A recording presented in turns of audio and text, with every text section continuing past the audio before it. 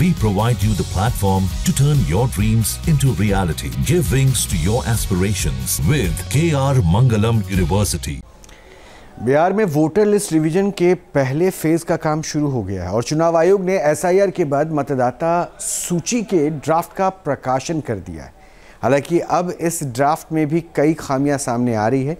कई लोगों के नाम एक तरफ से दूसरी तरफ डाल दिए गए हैं तो कई लोगों के नाम वोटर लिस्ट में आए ही नहीं हैं।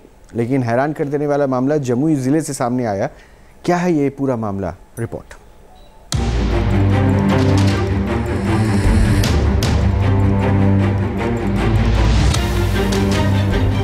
बिहार के जमुई मुख्यालय से करीब 12 किलोमीटर दूर एक गांव है आमीन, जो चुनाव आयोग के स्पेशल इंटेंसिव रिवीजन यानी एसआईआर के बाद चर्चा में है।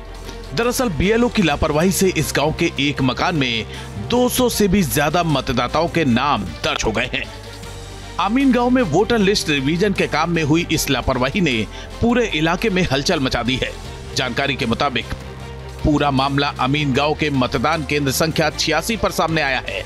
यहां कुल 618 मतदाता हैं, जिसमें 277 पुरुष और 341 महिला मतदाता शामिल हैं। हालांकि इनमें से 230 मतदाता ऐसे हैं जिनका नाम एक ही मकान संख्या पर दर्ज है। हैरान करने वाली बात तो ये है कि एक ही मकान संख्या में हिंदू परिवार के साथ साथ मुस्लिम परिवार के लोग भी रह रहे हैं। इतना ही नहीं, जिनकी मौत 3 से 5 साल पहले ही हो चुकी थी, उन्हें भी मतदाता सूची में शामिल कर लिया गया है। गांव वालों के हिसाब से ऐसे 10 से 15 लोग शामिल हैं जो मरने के बाद भी चुनाव आयोग के मुताबिक जिंदा हैं। इस खुलासे के बाद अब लोग सोचने पर मजबूर हो गए हैं कि एक ही मकान में भला 230 परिवार के सदस्य कैसे रह सकते हैं। बीएलओ आया था घर में? हम तो नहीं देखी। कैसे आप लोग वेरिफिकेशन कैसे कराए आप लोग मतदाता पत्र का? कुछ ऑन कराए हैं। कुछ ऑन कराए? नहीं आया ही नहीं। पूछा सिग्नेचर नहीं कराया? आईबीएम किया तो मना कराते था। बोल रहा है कि किसी घर में बैठ के कर रहा था तो वो गए थे करवाने? नहीं। जब न्यूज नेशन की टीम इस गांव में पड़ताल के लिए पहुंची तो सामने आया कि बीएलओ राजीव कुमार और गौतम कुमार ने गांव में घर घर जाकर सत्यापन नहीं किया। इसकी बजाय उन्होंने गांव के बाहर ही एक स्थान पर बैठकर मतदाता फॉर्म भर दिए और उन्हें सिस्टम में अपलोड करवा दिया। इसी कारण एक ही मकान में 200 से अधिक मतदाताओं के नाम दर्ज हो गए, जबकि मकान संख्या 49 में भी दर्जनों लोगों के नाम एक साथ दर्ज किए गए हैं। मेरे घर तक बीएलओ साहब नहीं आए थे। नाम आपने चेक किया अपने नए वोटर लिस्ट में? हाँ, मतलब वो नया जो वोटर लिस्ट अपडेट होकर आया उसमें हमने चेक किया। नाम था आपका? मेरा नाम था, लेकिन मेरे पिताजी का मकान संख्या 49 है और मेरा मकान संख्या 3 है। 3 में कितने लोग हैं? 3 में तकरीबन 200 से 250 लोग को मकान संख्या 3 में डाला गया। लोग एक मकान में रह सकते हैं?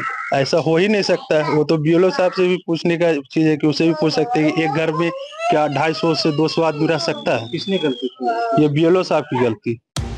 मामला संज्ञान में आने के बाद जिला प्रशासन भी एक्टिव हो गया है। पूरे मामले की जांच की जा रही है। इस बीच उप निर्वाचन पदाधिकारी मोहम्मद नजरुल हक ने कैमरे पर बात करने से इनकार कर दिया है। उन्होंने सिर्फ इतना ही कहा कि जो रिपोर्ट मुझसे मांगी गई थी वो विभाग को भेज दी गई है। संभव है कि पोर्टल पर प्रकाशित भी हो चुकी होगी। मकान नंबर पूरा गवर्नमेंट सबमिट लिया तो 250 घर आमीन प्रखंड में था। आमीन का सर क्या करेंगे तो उसमें क्या मामला है सर? वो मैं क्या तो देंगे वो देंगे। अच्छा, आपको नहीं देना उसमें? हम कभी नहीं मिल सकते ना। हमको लगा कि आप जो देख रहे हैं तो हमको लगा कुछ क्या मामला है, हम बताएंगे। उनके इस जवाब से ग्रामीणों में नाराजगी और बढ़ गई है। ग्रामीणों का कहना है कि अगर विभाग आंख मूंद कर रिपोर्ट स्वीकार कर ले तो ऐसी गड़बड़ियों का क्या हल निकलेगा। फिलहाल गांव के बुजुर्गों से लेकर युवाओं तक सभी इस गड़बड़ी को लेकर नाराज हैं। उनका कहना है कि ये न सिर्फ लापरवाही है बल्कि लोकतंत्र की मूल भावना के साथ खिलवाड़ भी है। Team news nation.